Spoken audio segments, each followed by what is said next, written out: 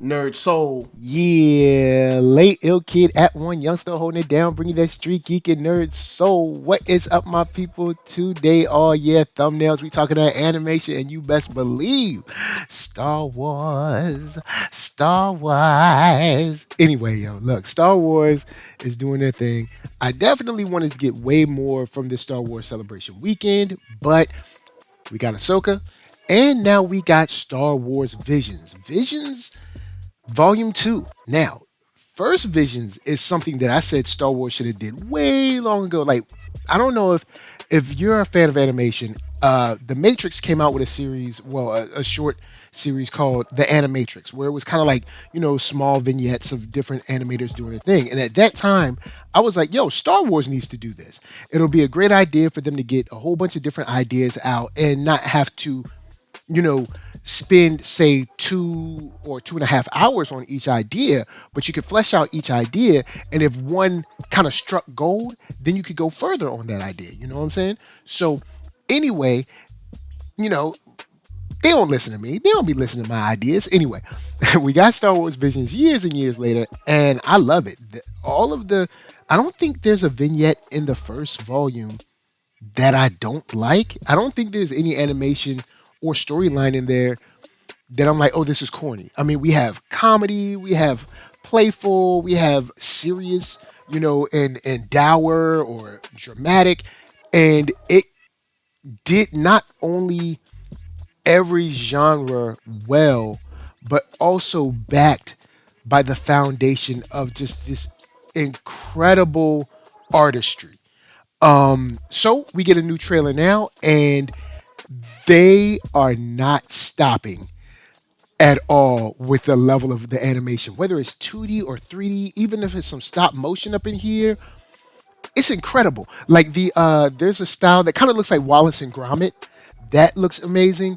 And we get some funny stuff where, like, could you get that porta potty off the starting line or whatever she says. And then you also have kind of like this animation style that sort of looks like stuffed animals, and I really love that. You even have like the kind of the old school anime 2D style, and then the retro anime too. Like there's two at least that I see, two kind of sort of like a 90s style of anime, and then what looks to be sort of like a 70s style of anime. But everything here looks stunning. And then on top of the kind of the backing track behind all of this, where we get the voices of a character say named Crux saying everyone has an inner light, and then Livy following up saying follow the light. And it got me wondering to what they mean by that, because usually we don't really hear a lot of people talking about you know follow the light. I mean, of course you have like the light and the dark and the light side and the dark side, but we don't really get, I don't know, a lot of emphasis on it when it comes to, I guess, this sort of like animation style stuff. And maybe it's because we don't get enough, and maybe it's because Bad Batch has been out and it hasn't really focused too much on the light and the dark.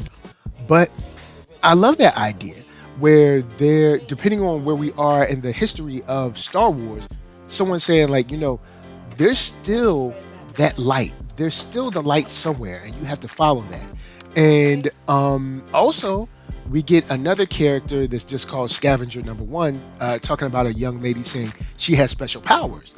And I like that idea as well because, with a large galaxy, people might know of the Jedi, but they might not know that they are Jedi. Meaning, like, okay, we know there's these guys that fight and they got like cool skills, but I don't know about the Force. I don't know all that stuff.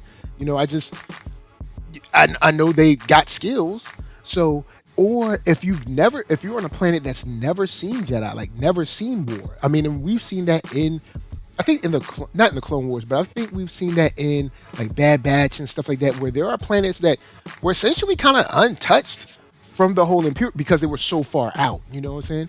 So I do like to see that kind of perspective where someone doesn't really know, like, oh, she's a Jedi and she has the Force, and it's just like, I don't know, man. The girl is weird. She has these powers, and I don't know, she can do stuff.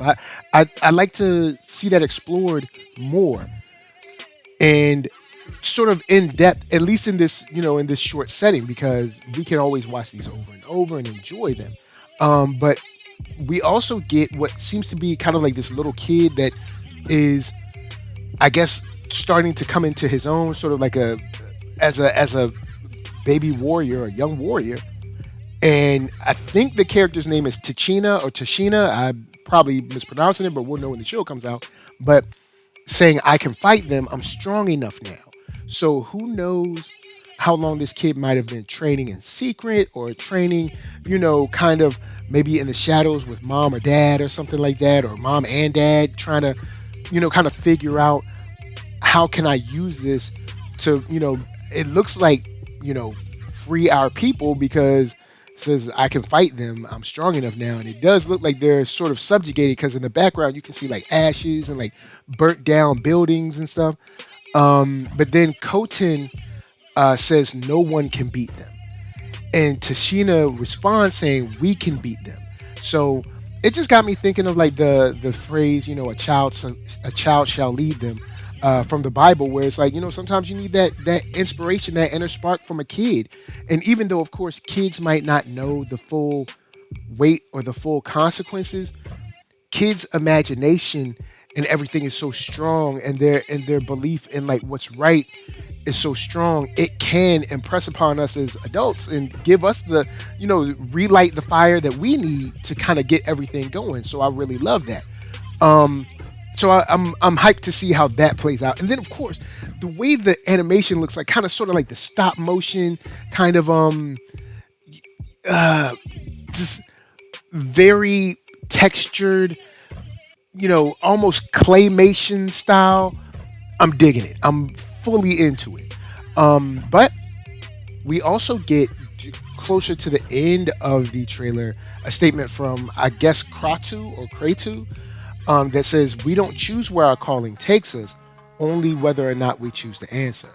And that's another thing that I like, because a lot of these people that we see in visions do seem to be more of your sort of like everyday people, every man or every woman kind of out there just living, and something goes on and they feel they have to protect someone or do something, or set something straight.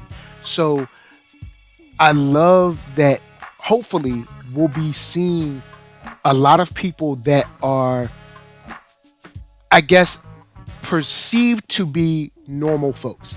Not like I'm the super warrior and I can do 1,000 push-ups at once. But no, just people picking up them and their friends and their own gumption or whatever, their own moxie, and saying like, look, we have to fight back. If we don't fight back now, we'll never fight back. So, with the continued story of, I guess, oppression that is in Star Wars, then I think we're in a place where we can see not only these different perspectives in animation, but different perspectives of the fight against oppression, which I hope layered against this animation. And of course, when the backing tracks and the score and all that stuff, I'm expecting this to be amazing. Like this shot with the two people in front of the AT Walker, like the little kid in front of the TIE fighter. There's so much of these kind of perceived impossible odds, and that's what we get in Star Wars. We get these regular people, whether it's Andor, we get like this kind of regular guy who, he's a thief and stuff like that, but he's in no way, it's not like he's Thor or Captain America. He's like this regular guy that's like, okay, well, I fell into the situation, so I got to do something. Now, the Mandalorian is a little bit different because, of course, he comes from a literal, society of warriors. But, even back to Luke, you got essentially an annoying teenager that doesn't want to live on the farm anymore, but then kind of becomes this hero and representative for the rebellion.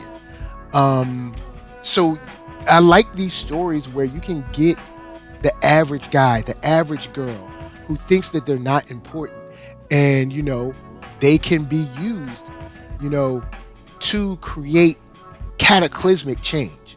You know what I'm saying? And when you add that with the kind of animation that we see at the beginning, where it's like almost like brush strokes while they're clashing lightsabers, I'm in. I am all in. This stuff is incredible. I'm so excited for this, yo. It should have came a lot sooner, but hey, I understand you gotta wait for greatness. And Star Wars Visions is something I consider great. Once again, I think the state of Star Wars is strong. Andor was solid. Mandalorian was solid, or is solid because it's still on now. Bad Batch is coming through solid. I'm excited to see what we get from Ahsoka, of course, and Visions 2 is a welcome addition to all of this. What I would like to see Star Wars do is go back to animated features. I know Clone Wars, that the animation didn't really do what they wanted it to do, but when you have the ability now with Disney Plus, I would love to see something similar to what Marvel did with Werewolf by Night. It doesn't have to be 2 hours long. You could have something that's, say, 45 minutes, maybe an hour, and take maybe like the most watched vignette from Visions 1 and flesh it out. Finish up the story or give us a sort of a prequel to that story. And the same for Visions 2. I think when it comes to Lucasfilm, animation could be leveraged in a huge way where they're not doing it yet. Because animation wise, we have Visions, we have Bad Batch. I don't think we're getting any other, and I mean, of course, I might be missing information because, information is dropping. I'm not getting every single Disney email. But I'd like to see them leverage animation more, way more. Because I think it's it's a medium that will allow them more bandwidth and also a little more leeway to be more creative. I think I'll leave it right there. So with that said, we got 9 animation studios all around the world.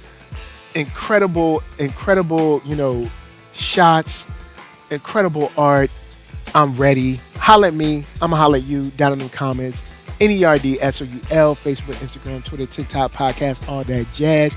Please subscribe. Please like. Please share. But if you don't, hey, at least you roll through. And until next time, until the next force push, until the next achievement, until the next air raid or battle, this is from me to you saying peace.